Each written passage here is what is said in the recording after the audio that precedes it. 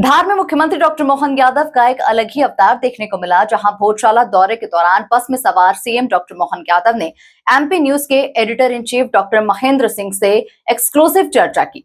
Petrol diesel बचत को लेकर उन्होंने बड़ी बात कही। सीएम ने कहा कि हम तो आम आदमी हैं, सरकार का मुखिया होना अलग है, लेकिन वैश्विक चुनौती में प्रधानमंत्री की अपील का पालन करने का समय है। देखिए खास रिपोर्ट। आज हम मध्य प्रदेश के क्रांतिकारी मुख्यमंत्री डॉक्टर मोहन यादव जी की बस में सवार हैं। ये बस में हम इसलिए सवार हैं क्योंकि ये धार जिले में, यानी कि माँ वाग्देवी की नगरी, राजा भोज की नगरी, धार जिले के एक ऐसे ऐतिहासिक स्थल भोजशाला के वो अनुपम दर्शन कर कर लौट रहे हैं और माननीय मुख्यमंत्री जी से जानने की कोशिश करते हैं कितना अद्भुत और कितना अनुपम ये पल उनके जीवन का रहा है। माननीय मुख्यमंत्री जी, क्या कहना चाहेंगे आप? बहुत अद्भुत दर्शन किए हैं आप। हम सबका सौभाग्य है,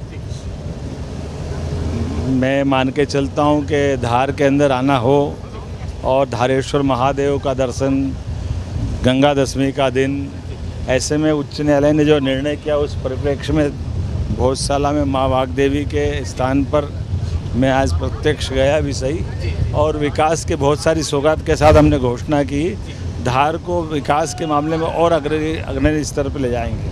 आपने कहा कि सरस्वती लोक बनेगा, माँ वाग्देवी वापस आएंगे। निश्चित रूप से धार का अपना बहुत अलग गंभीर और विक्रमादित्य राजा भोज हर काल में धार अपने एक उच्चतम शिखर पर रहा है। ऐसे में पर्यटकों को लेकर के, भविष्य की संभावनाओं को लेकर के हम विशेषज्ञों के मार्गदर्शन में बड़ा काम करेंगे। आपने कहा राजा भोज के नाम पर शोध संस्थान की स्थापना होगी ताकि यहाँ पर शोध कार्य किए जा सकें और संस्कृति, संस्कार और परंपराओं को जीवंत किया जा सके। निश्चित रूप से राजा भोज के शोध संग्रह संस्थान बनाने से उनके जीवन के विविध पक्षों पर, उनके द्वारा किए गए कामों पर भविष्य में हमको अलग से और अच्छा काम करने की प्रेरणा मिलेगी। इसलिए उस दिशा में हम काम कर रहे हैं और पुरातत्व को लेकर के सभी क्षेत्रों में राजा भोज एक ऐसे राजा हैं जिनके आज भी हस्तलिखित पुस्तकें और कई प्रकार की चीज़ें हमको मिलती है। आप बहुत भाग्यशाली अपने आप को मानते हैं क्योंकि बड़े बड़े फैसले हो रहे हैं और एक तरह से संस्कृति के पुनर्जागरण की जो अलख है वो आपके कार्यकाल में ही जाग रही है। ये मेरा सौभाग्य है, माननीय प्रधानमंत्री के नेतृत्व में विरासत से विकास की ओर जब बढ़ रहे हैं तो ऐसे में अतीत के वो गौरवशाली पृष्ठ जिन पे हमको सबको गर्व होता है, उनको पुनर्जागरण का दौर चल रहा है और हम उस पर काम कर रहे हैं। एक आखिरी सवाल, जब प्रधानमंत्री नरेंद्र मोदी जी ने कहा कि हमें पेट्रोल और डीजल की बचत करना है, एनर्जी सेव पर इंडिया चलेगा, सबसे पहले किसी राज्य के मुख्यमंत्री थे तो वो आप थे। आपने निर्णय लिया, कारकेड से परहेज किया और अब बस में आप सवार हैं, अपनी पूरी टीम के साथ सरकार चला रहे हैं। कैसा ये अनुभव है आपके लिए? देखिए, जितना अच्छा हो सकता है वर्तमान के चुनौती भरे समय में माननीय प्रधानमंत्री जी ने सही कहा है, इसलिए हम उन सब का परिपालन करने के लिए कितना अच्छा लग रहा, बस में एक साथ सब बैठ गए।